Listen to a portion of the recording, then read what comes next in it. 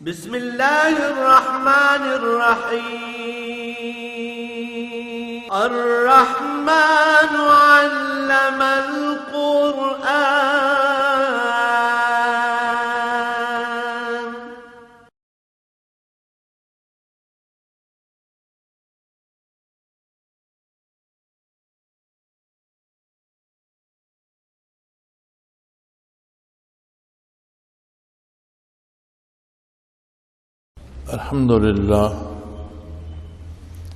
الحمد لله رب العالمين، والصلاة والسلام على حبيبه محمد وآله وصحبه أجمعين. أعوذ بالله من الشيطان الرجيم. بسم الله الرحمن الرحيم. وإذ قال الله يا عيسى ابن مريم أأنت قلت للناس اتخذوني وأمي إلهين من دون الله قال سبحانك ما يكون لي أن أقول ما ليس لي بحق إن كنت قلته فقد علمته تعلم ما في نفسي ولا أعلم ما في نفسك إنك أنت علام الغيوب. ما قلت لهم إلا ما أمرتني به أن اعبدوا الله ربي وربكم وكنت عليهم شهيدا ما دمت فيهم فلما توفيتني كنت أنت الرقيب عليهم وأنت على كل شيء شهيد. إن تعذبهم فإنهم عبادك وإن تغفر لهم فإنك أنت العزيز الحكيم. قال الله هذا يوم ينفع الصادقين صدقهم لهم جنات تجري من تحتها الأنهار خالدين فيها أبدا رضي الله عنهم ورضوا عنه ذلك الفوز العظيم. لله ملك السماوات والأرض وما فيهن وهو على كل شيء قدير. اللهم سبحانك لا علم لنا إلا ما علمتنا إنك أنت العليم الحكيم. مولاي صل وسلم دائما أبدا على حبيبك خير الخلق كلهم. اس کا سادہ سا ترجمہ یہ ہے کہ وہ وقت بھی قابل ذکر ہے جب اللہ کریم عیسیٰ جو مریم علیہ السلام کے بیٹے ہیں ان سے فرمائیں گے کہ کیا آپ نے لوگوں کو یہ فرمایا تھا کہ مجھے اور میری والدہ کو اللہ کے علاوہ دو معبود اور بنا لیں. قال سبحانک، تو وہ عرض کریں گے اللہ تو پاک ہے، مجھے ایسی بات کہنے کا کیا حق تھا جو میرے لیے مناسب ہی نہیں.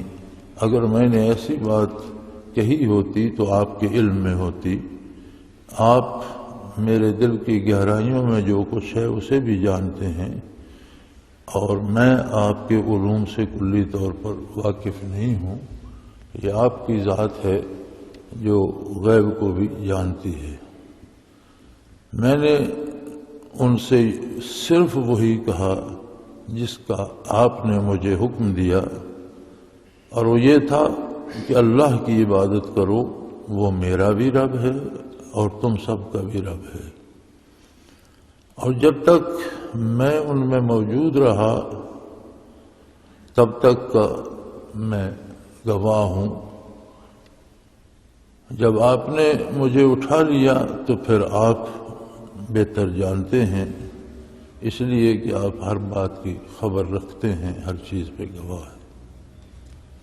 اب اس کے بعد اگر آپ انہیں عذاب دیں تو آپ کے بندے ہیں، آپ جانیں، آپ کی مخلوق جانیں، اور اگر آپ معاف کر دیں تو آپ غالب بھی ہیں اور حکمت والے بھی.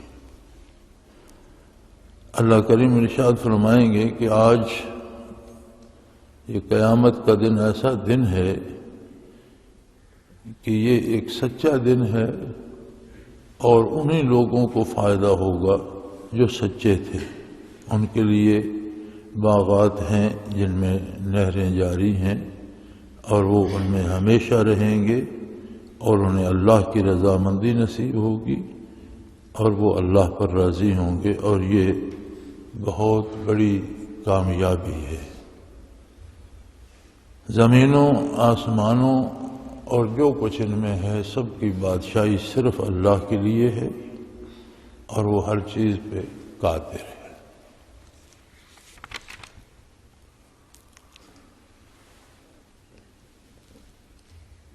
تو فرمایا وہ وقت بھی یاد کرو، یعنی دنیا کی زندگی میں بندے کو اتنا نہیں مصروف ہو جانا چاہیے کہ اسے روز حشر یاد ہی نہ رہے۔ دنیا میں بے شمار نظام ہیں، اس وقت بھی ہر ملک کا ایک اپنا نظام ہے، ہر قوم کا ایک اپنا نظام ہے، اور جو بھی نظام بنایا جاتا ہے وہ برائی اور جرائم کی روک تھام کے لیے بنایا جاتا ہے اور لوگوں کی بھلائی کے لیے بنایا جاتا ہے۔ اب دنیا میں ایسی اقوام بھی ہیں جہاں اس کے بنائے ہوئے نظام اور قانون پر عمل درآمد کرنے کے لیے ان کے ادارے پوری جان فشانی سے کام کرتے ہیں، اور برسوں لگے رہیں تو بھی جرائم کی کھوج لگا کر چھوڑتے ہیں۔ دنیا کے کسی کونے سے مجرم کو گرفتار کرنا پڑے تو بھی کرتے ہیں، بہت بڑی محنت کرتے ہیں، لیکن اس کے باوجود ان ممالک میں بھی جرائم کی شرح بڑھتی رہتی ہے، کم نہیں ہوتی۔ ہمارے ہاں تو ہماری بدقسمتی یہ ہے کہ پہلی بات تو یہ ہے کہ یہاں کوئی نظام ہے نہیں۔ ہمارے ملک میں پاکستان میں جو نظام ہے یہ انگریز نے جب بر صغیر پر قبضہ کیا اور لوگوں کو غلام بنا لیا تو اس نے غلاموں کے لیے ایک نظام بنایا تھا، اور یہ بات بھی یاد رکھنے کے قابل ہے کہ غلام کا صرف ایک حق ہوتا ہے کہ اسے زندہ رہنے کا حق دیا جائے۔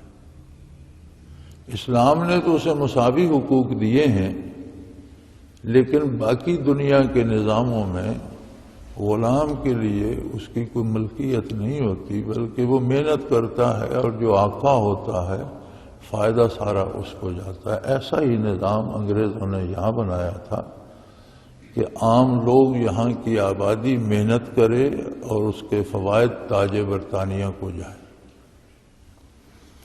ہماری بدقسمتی یہ ہے کہ انگریز کے چلے جانے کے بعد 63 برس بیت گئے، نظام ابھی تک وہی، اسے آپ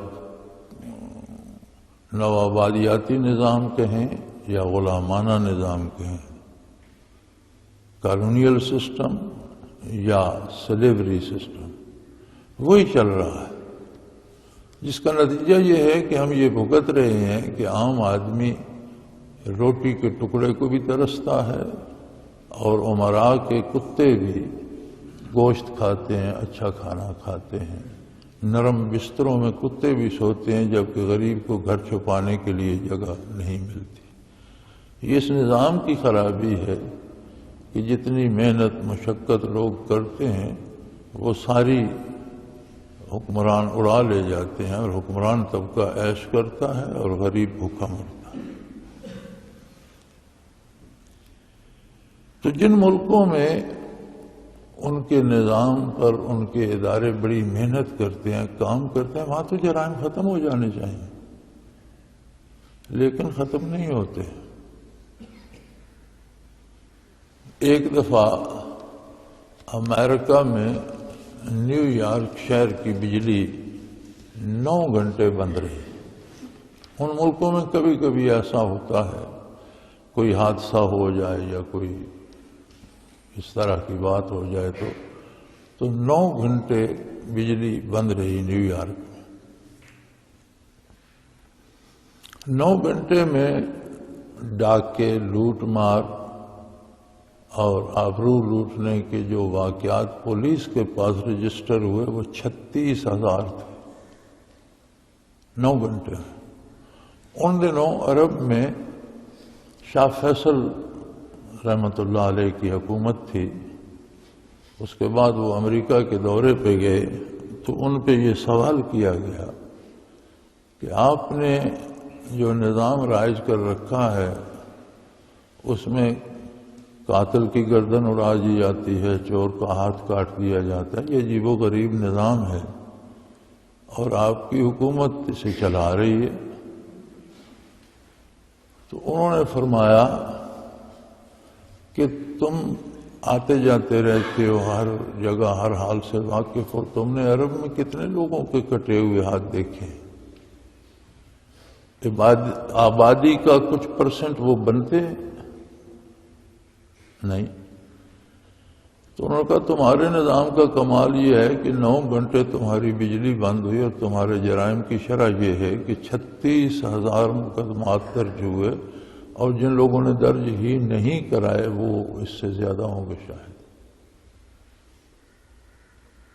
ہمارے کئی سالوں کے، تمہارے 9 گھنٹوں کے، ہمارے کئی سالوں کے 36,000 مقدمات نہیں بنتے۔ وہ نظام امن کا ضامن ہے، اس لیے ہم نے رائج کر رکھا ہے۔ تو یہ جو اسلامی نظام ہے اس میں امن کی ضمانت کیوں ہے؟ اس میں بات یہی ہے کہ بنیاد اس بات پہ ہوتی ہے کہ اللہ کی بارگاہ کو یاد رکھو، بنیاد ایمان باللہ سے ہوتی ہے۔ ظاہری جتنے نظام ہیں ان میں کمزوری یہ ہوتی ہے کہ اگر کوئی دیکھ نہیں رہا، کوئی شکایت نہیں کر سکتا، کہیں کوئی چوکیدار نہیں ہے یا پولیس نہیں ہے تو قانون تو دیکھ نہیں رہا، جو جی چاہے کرو۔ لیکن جب ایمان نصیب ہوتا ہے، اللہ کی عظمت پہ یقین ہوتا ہے، تو روز حشر سامنے ہوتا ہے، اللہ کے حضور کھڑا ہونا ہے، اللہ کی بارگاہ میں جواب دینا ہے، اور کوئی ایسی جگہ نہیں جہاں اللہ موجود نہ ہو، وہ دیکھ نہ رہا ہو، وہ جانتا نہ ہو۔ تو بندہ مومن اسلامی نظام میں اپنی بھی پوری کوشش کرتا ہے کہ وہ جرم سے بچے۔ مثلا رمضان شریف آ جاتا ہے، ہم دیکھتے ہیں کہ ہر امیر غریب مسلمان کوشش کرتا ہے روزہ رکھنے کی۔ امیروں کے پاس بھی مواقع ہوتے ہیں، گرمیوں کا موسم ہے، گھر میں فریج بھی ہے، ٹھنڈا پانی بھی ہے، کمرے میں اکیلے دوپہر کو سو رہے ہیں، کوئی اٹھ کر پانی نہیں پیتا، اسے کوئی حکومت یا پولیس یا شہر کا کوئی بندہ تو نہیں دیکھ رہا ہوتا۔ دیہات کے ہمارے چرواہے، ہل چلانے والے مزدور تالابوں پہ جاتے ہیں، پانی پہ جاتے ہیں، غسل کرتے ہیں، وضو کرتے ہیں، نماز پڑھتے ہیں، لیکن ایک گھونٹ پانی کا پیتے نہیں۔ کیوں نہیں پیتے؟ وہ ایمان ہے کہ اللہ میرے پاس موجود ہے، اللہ کریم دیکھ رہا ہے۔ غریب آدمی کے گھر میں بھی تو پانی تو ہے،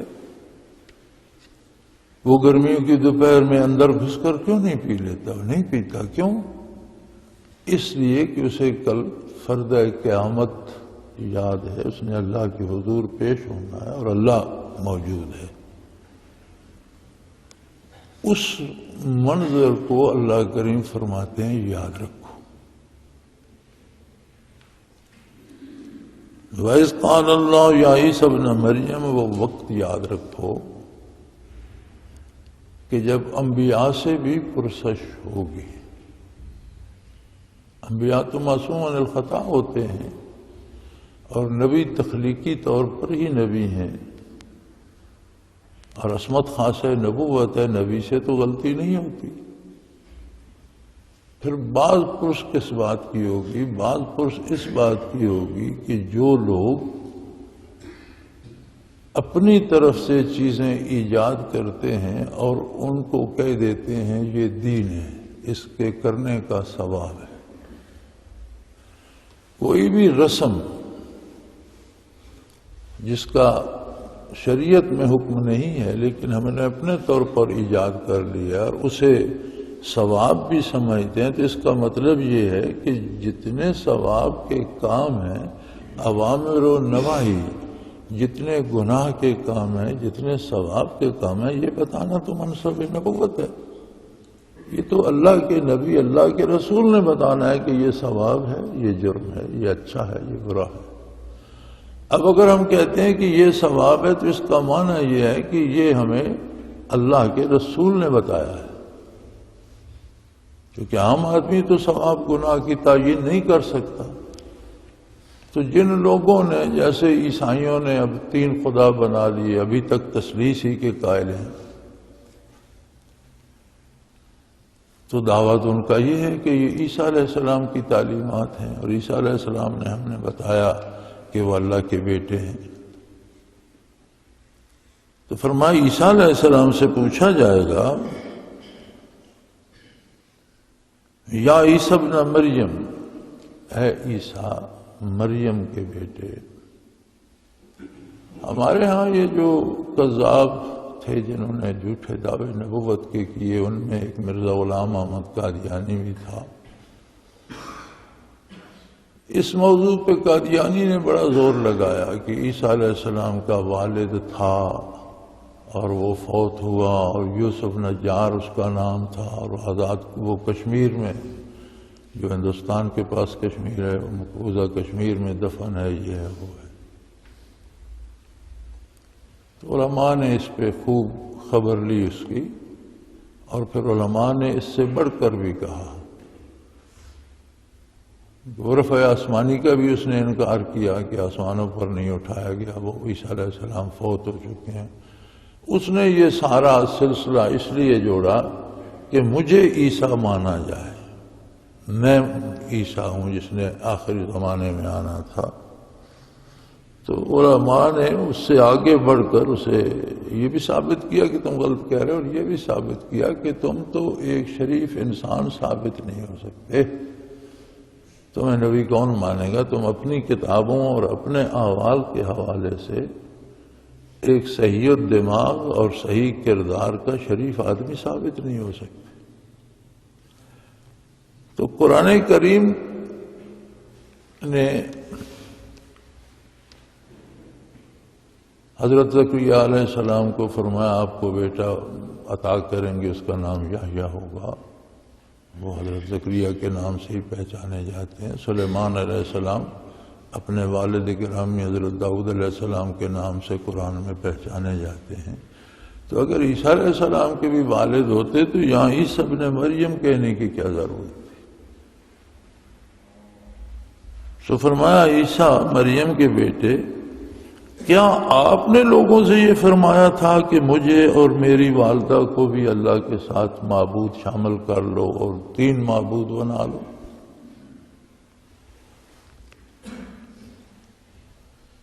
انبیاء پر سوال اس لیے ہوگا کہ جو کسی نبی کی امت کام کرتی ہے اور اس کام کو ثواب بتاتی ہے، اس کا مطلب یہ ہوتا ہے کہ یہ تعلیمات نبوت میں سے ہے۔ تو اب اس کی شہادت نبی دے گا کہ یہ کام میں نے انہیں تعلیم کیا تھا۔ اب نبی وہی تعلیم کرتا ہے جس کے تعلیم کرنے کا حکم اللہ اسے دیتا ہے اور جس کا علم اسے عطا کرتا ہے۔ تو وہ تو بات برحق ہو گئی، نبی کہے گا اللہ تو نے مجھے فرمایا، میں نے انہیں تعلیم کر دیا۔ لیکن جو چیزیں ہم اپنی طرف سے جوڑ لیتے ہیں اور پھر انہیں ثواب بھی سمجھتے ہیں، اس کا ہم بھی انکار کر دیں گے کہ یہ تو بات میں نے نہیں کی، یہ کرنے کو میں نے نہیں کہا۔ اور جب انبیاء انکار کر دیں گے تو پھر ایسا کرنے والوں کے پاس کوئی جواز باقی نہیں رہے گا۔ ہمارے یہاں بھی عبادات میں بھی، مرنے جینے میں بھی، شادی غمی میں بھی بے شمار رسومات آ گئی۔ پھر رسومات کو اگر ثواب بھی سمجھا جائے تو یہ بہت بڑا ظلم ہے۔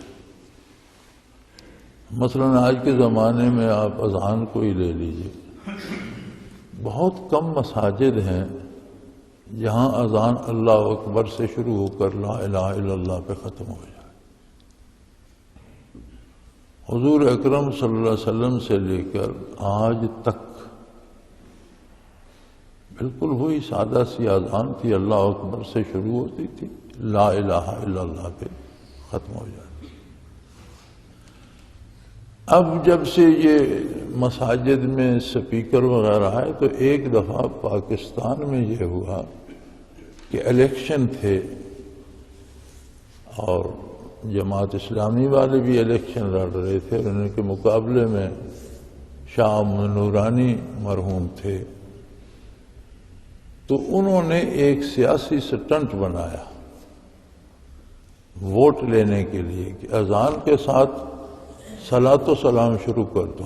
یہ وہابی ہیں، یہ صلاۃ و سلام نہیں پڑھتے، جو صلاۃ و سلام پڑھے گا وہ سنی ہوگا، جو نہیں پڑھے گا وہ وہابی ہے، لہذا وہابیوں کو ووٹ نہ دیے جائے۔ یہ ان کا الیکشن سٹنٹ تھا، ہمارے دیکھتے دیکھتے ہوئے، چنانچہ یہ رواج شروع ہو گیا۔ اب جو پڑھنے کے قائل ہو گئے تھے ان کی تعداد زیادہ تھی، شاہ احمد نورانی بھی اسمبلی میں پہنچ گئے، کوئی سیٹیں جماعت اسلامی کو مل گئیں، وہ بھی MNA بن گئے۔ میری ان سے MNA ہاسٹل میں بھی ملاقات ہوئی تھی شاہ احمد نورانی سے، تو ان کا مسئلہ تو حل ہو گیا، لیکن امت کا ایک بہت بڑا حصہ اس گمراہی میں پڑ گیا کہ اب وہ اذان کا حصہ بن گیا اور ہر مسجد میں، اور اتنا ضروری کہ وہ سمجھا جاتا ہے کہ جو نہیں پڑھتا اسے گمراہ سمجھا جاتا ہے۔ بڑی عجیب بات ہے، لیکن میدان حشر میں اس بات کی گواہی آقا نامدار صلی اللہ علیہ وسلم دیں گے کہ ان پڑھنے والوں کو آپ نے پڑھنے کا حکم دیا تھا کہ اذان کے ساتھ آگے پیچھے اتنا پڑھیں۔ تو جب حضور ذمہ داری قبول نہیں کریں گے تو پھر ان پڑھنے والوں کو سوچنا چاہیے۔ اب تو یہ اس قدر عام ہو گیا کہ شاید اگلی نسل کے بچوں کو یہ پتہ بھی نہ چلے کہ اصل اذان کیا ہے، کہاں سے شروع ہوتی ہے، کہاں ختم ہوتی ہے۔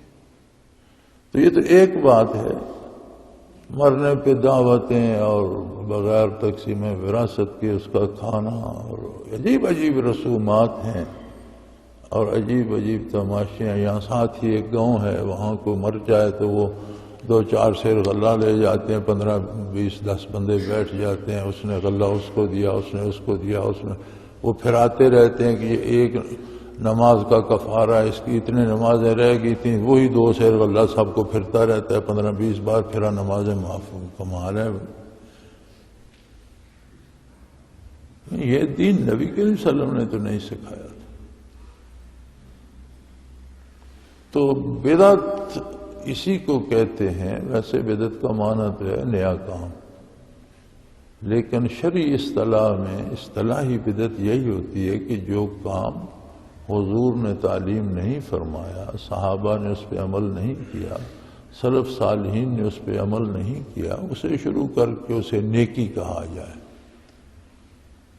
لیکن اس بات کا خیال رکھیں کہ یہ ساری میدان حشر کو پیش ہوں گی اور وہ کامیاب ہوں گی جن کی ضمانت حضور صلی اللہ علیہ وسلم دیں گے کہ یہ بات تو میرے حکم کی تعمیل ہے۔ یعنی بہت سی باتیں ہیں، مثلا حضور کے زمانے میں کوئی بخاری شریف یا سیاستہ نہیں تھی، حضور صلی اللہ علیہ وسلم کے زمانے میں مدرسے نہیں تھے جیسے آج کل ہیں، اس طرح کے مدارس نہیں تھے، کتابیں نہیں تھیں، لیکن یہ مدارس، یہ کتابیں حضور حکم کی تعمیل ہیں، جو آپ نے فرمایا کہ جو کچھ مجھ سے سنتے ہو وہ دوسروں تک پہنچاؤ، بلغوا عنی ولو کان آیا او کما قال رسول اللہ صلی اللہ علیہ وسلم، کہ اگر ایک جملہ بھی ہو تمہارے پاس امانت ہے اسے آگے پہنچاؤ۔ اب ارشادات نبوی یا قرآن کریم اور اس کے مفاہیم و معانی آگے پہنچانا، اس کا حکم موجود ہے۔ اس کی تعمیل میں اگر منظم کوشش کی گئی، مدارس بن گئے، ایک زمانہ تھا لوگوں کو ساری احادیث زبانی یاد رہتی تھیں، وہ حافظ نہ رہے، وہ تحریر ہو گئیں، کتابیں وجود میں آ گئیں، ان پر بھی بڑی بحث کی علماء حق نے، اور بدبخت اور بدقسمت لوگوں نے جھوٹ گھڑ کے احادیث میں شامل کرنے کی کوشش کی، لیکن علماء حق نے 17 فنون حدیث کی جانچ کے لیے ایجاد فرمایا اور دودھ کا دودھ اور پانی کا پانی کر دیا. تو کسی ارشاد کی تعمیل اور اس کی وضاحت کرنا اور بات ہے، اپنے پاس سے ایک بات گھڑ لینا اور اس پر عمل کرنا اور بات. عیسیٰ علیہ السلام عرض کریں گے قال سبحان اللہ، تو پاک ہے، تو ہر چیز سے واقف ہے. مجھے یہ کب زید دیتا تھا کہ جو میرے لیے حق نہیں ہے میں وہ لوگوں کو کہوں. ما یکون لی ان اقول لیس لی بحق، جس چیز کا آپ نے مجھے کہنے کا حق نہیں دیا، میں آپ کا نبی ہوں، اور نبی تو اللہ کے حکم کے علاوہ کچھ نہیں بتاتا. مجھے تو حق ہی نہیں پہنچتا کہ کوئی ایسی بات بتاؤں جو آپ نے مجھے نہیں بتائی. ان کنت قلتہ فقد علمت، اگر یہ باتیں میں نے کہی ہوتی تو تو ہر چیز سے واقف ہے، تیرے ذاتی علم میں ہوتا کہ میں نے کیا کہا ہے. تعلم ما فی نفسی، تو ایسی ذات ہے کہ میرے دل کی گہرائیوں تک سے واقف ہے. میں نے تو انہیں جو کہا زبانی، انہوں نے تو میری زبان سے سنا، جو میری زبان پہ نہیں آئی بات، جو میرے دل میں تھی تیرے علم میں تو وہ بھی ہے اللہ. ولا اعلم ما فی نفسک، اور تیرے علوم سے کما حقہ میں واقف نہیں، میں تو وہی جانتا ہوں جو تو نے مجھے بتا دیا، اور تو وہ بھی جانتا ہے جو کسی نے زبان پہ نہیں لایا. انسانی علم تو انبیاء کا علم بھی وہ ہے جو اللہ انہیں تعلیم فرما دیتا ہے، لیکن اللہ کا علم یہ ہے کہ وہ ہر چیز کو بغیر کسی ذریعے واسطے سبب کے جانتا ہے. انک انت علام الغیوب، تو غائبوں کے پوشیدہ چیزوں کے جاننے والا ہے.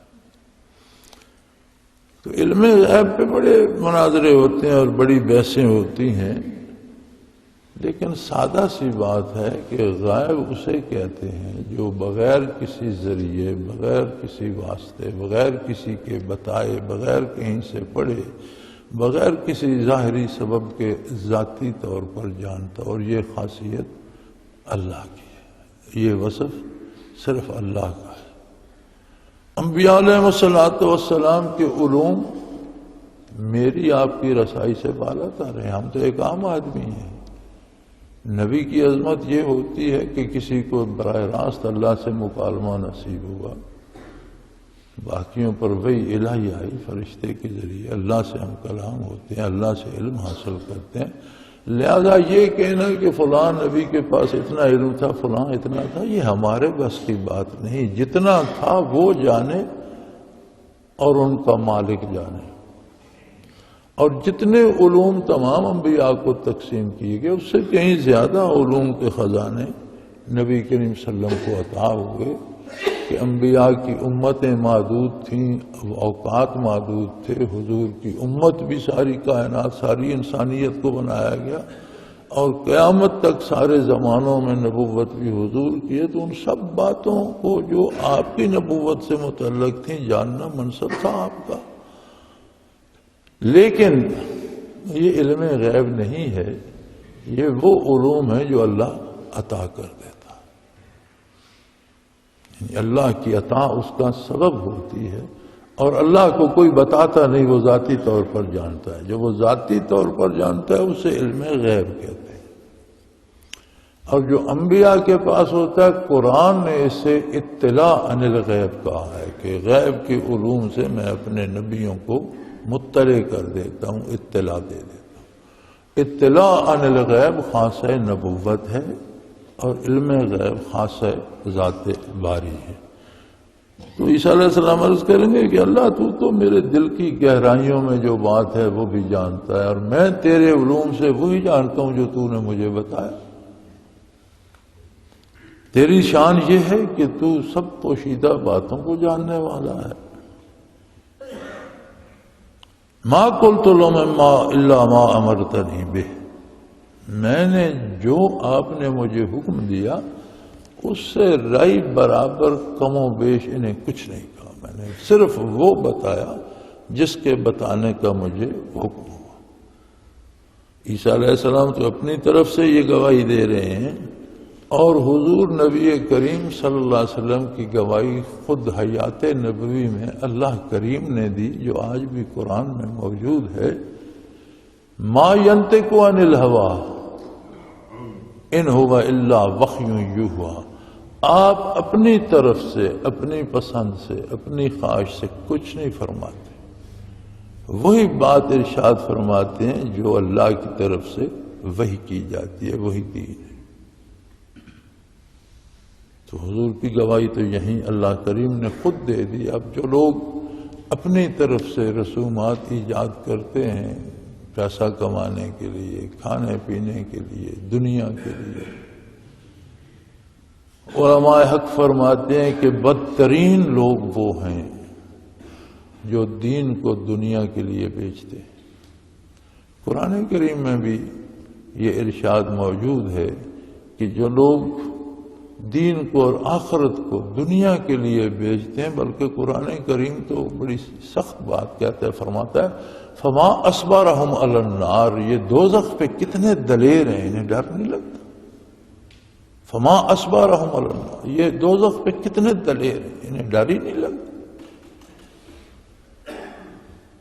سو عرض کریں گے یا اللہ میں نے انہیں صرف وہی کہا جس کا آپ نے حکم دیا، اور وہ یہ تھا ان اعبدوا اللہ ربی و ربکم. میں نے انہیں کہا کہ اللہ پروردگار کی عبادت کرو، اطاعت کرو، وہ کام کرو جس سے اللہ راضی ہو، اس لیے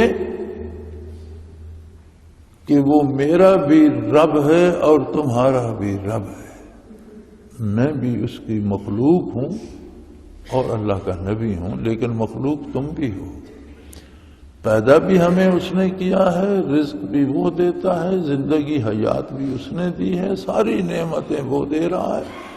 موت بھی اس کی طرف سے آئے گی، میدان حشر میں جواب بھی اس کے سامنے دینا ہے. سارا نظام اس کے دست قدرت میں. لہذا میں نے انہیں کہا کہ اللہ کی عبادت کرو جو میرا بھی پروردگار ہے اور تم سب کا بھی. وَكُنْتُ عَلَيْهِمْ شَهِيدًا مَا دُمْتُ فِيهِمْ. اور جب تک میں دنیا میں ان میں موجود رہا اس وقت تک کا میں گواہ ہوں کہ میں نے انہیں وہی تعلیم کیا یا اللہ جو آپ نے مجھے تعلیم کرنے کا حکم دیا.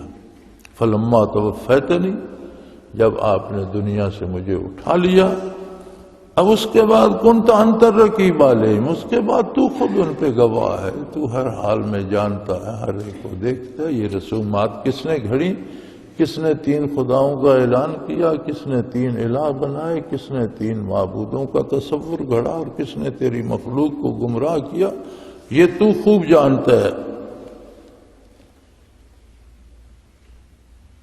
انت الرقیب، رقیب معنی بھی گواہ ہی ہوتا ہے جو ہر حال سے، ہر وقت، ہر لمحہ واقف رہے. وَأَنْتَ عَلَىٰ كُلِّ شَيْءٍ شَهِيدٌ. اور اے اللہ تو ہر چیز پہ گواہ ہے، جو کچھ ہو رہا ہے تیرے سامنے ہو رہا ہے، تو ہر چیز سے واقف ہے. لیکن انبیاء کی شان کریمی عجیب ہوتی ہے. لوگوں نے غلط رسومات گھڑی، بلکہ شرک ایجاد کر لیا اور 3 معبود بنا لیے اور ذمہ عیسیٰ علیہ السلام کے لگا دیا. وہ اپنی صفائی پیش کر رہے ہیں کہ یہ بات اللہ میں نے نہیں کہ یہ انہوں نے خود گھڑی ہے، اس کے یہ خود ذمہ دار ہیں. لیکن خفا ہو کر یہ نہیں کہتے کہ انہیں دوزخ میں جھونک دے. حق تو یہ بنتا تھا کہ کہتے انہوں نے میری بھی نافرمانی کی، آپ کی بھی نافرمانی کی، شرک کیا اور مجھ پہ الزام بھی دھرا، یا اللہ انہیں ایسی سزا دے کہ عبرت کا نشان بن جائے. فرمایا نہیں، فرمایا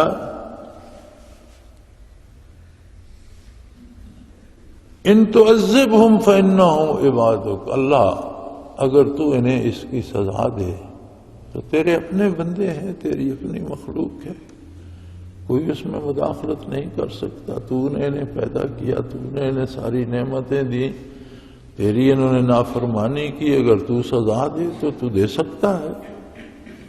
لیکن وَإِن تَغْفِرْ لَهُمْ، اگر تو انہیں معاف ہی کر دے، فَإِنَّكَ أَنْتَ الْعَزِيزُ الْحَكِيمُ، تو تیری شان سے کیا بعید ہے، تیرا یہ بگاڑ تو کچھ نہیں سکی۔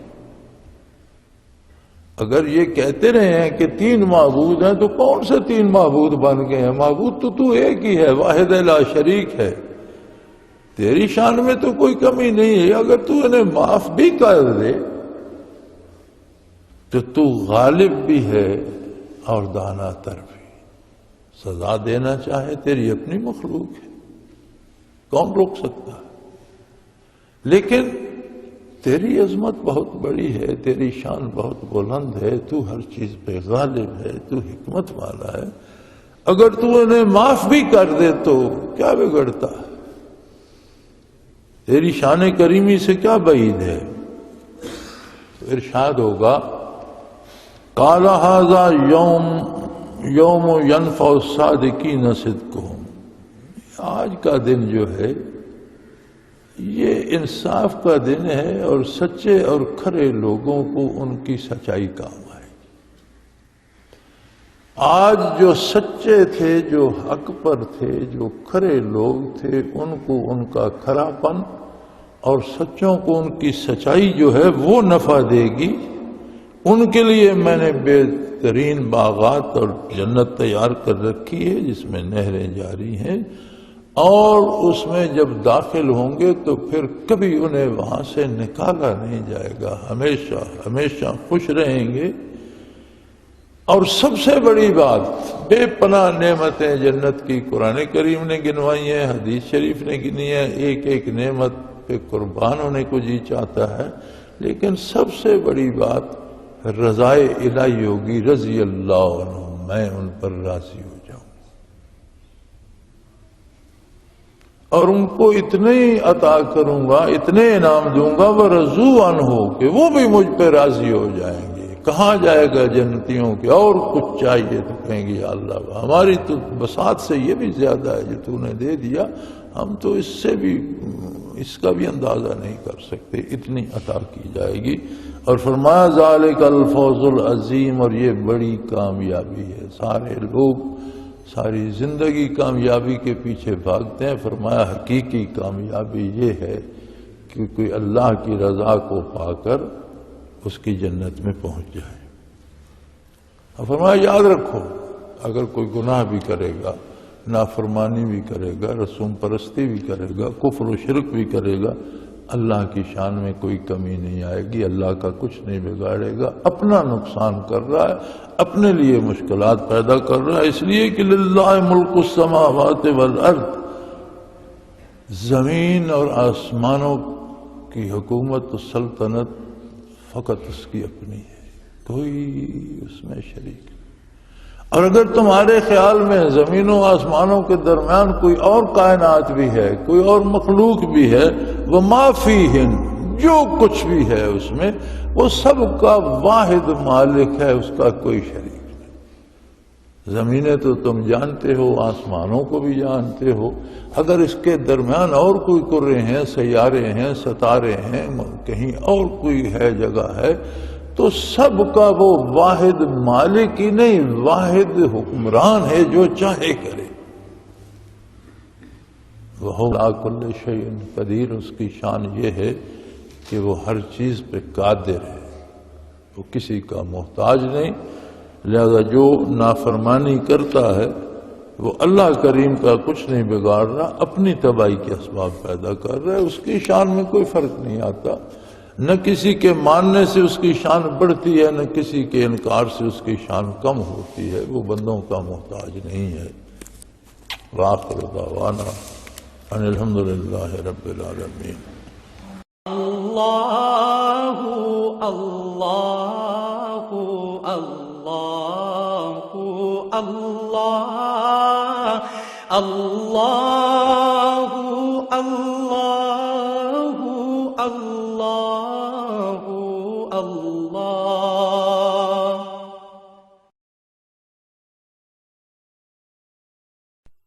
حضرت امیر محمد اکرم آبان مد ظلہ العالی दारुल इरफान मिनारा जिला चकवाल में साल साल से कुरान और हदीस के ऊपर खिताबात कर रहे हैं और सिलसिला नक्शबंदिया ओवैसिया के मुताबिक लोगों को जिक्र इलाही की तरबियत दे रहे हैं।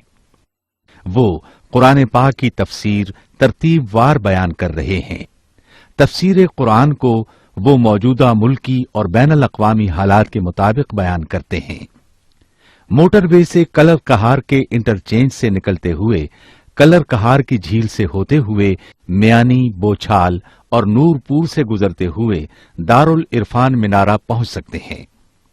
हजरत अमीर मोहम्मद अकरम आवान ने बच्चियों और बच्चों की दीनी और दुनियावी तालीम के लिए सिकारा एकेडमी के नाम से एक दरसगाह भी कायम की है, जिसका इफ्तिताह मुल्क पाकिस्तान के सदर जनरल मोहम्मद ज़ियाउल हक ने अपने दस्ते मुबारक से किया था।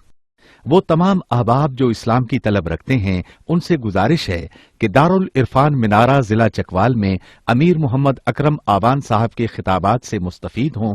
वो हर जुमे को नमाज से पहले बयान फरमाते हैं। हर माह की पहली इतवार को माहाना इज्तिमा होता है जिसमें आप खुसूसी खिताब फरमाते हैं और पाकिस्तान के चारों सूबों से अहबाब इस इज्तिमा में शिरकत करते हैं। इसके अलावा यहाँ साल में 2 मरकजी इज्तिमात भी होते हैं, एक रमजानुल मुबारक में एतिकाफ का इज्तिमा और दूसरा जुलाई और अगस्त में 40 दिन का इज्तिमा होता है जिसमें रूहानी तरबियत की जाती है। अपना खून सीमाब देकर इतना हम कर जाएंगे, नाम आका का चमन में फिर रकम कर जाएंगे।